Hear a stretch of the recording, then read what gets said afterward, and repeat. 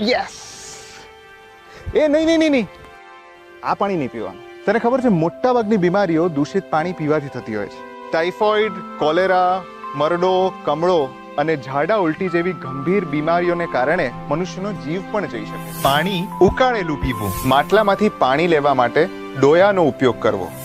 વિવિધ પ્રકારના water filters કે રિવર્સ ઓસ્મોસિસની પ્રક્રિયાની મદદથી પણ પાણીને જંતુમુક્ત કરી શકાય. શૌચાલયનો ઉપયોગ અવશ્ય કરવો.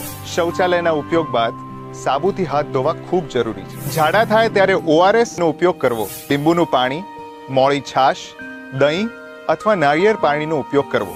બીમારીના કિસ્સામાં તાત્કાલિક નજીકના આરોગ્ય કેન્દ્ર પરથી સારવાર લેવી. ખુલ્લામાં શૌચક્રિયા માટે જવું નહીં. ખુલ્લો અને વાસી ખોરાક ખાવો નહીં. બસ થોડી સાવચેતી અપનાવો. પાણીજન્ય રોગોનો ફેલાવો અટકાવો. વરસાદ પછી ટાળો ફેલાતો રોગચાળો.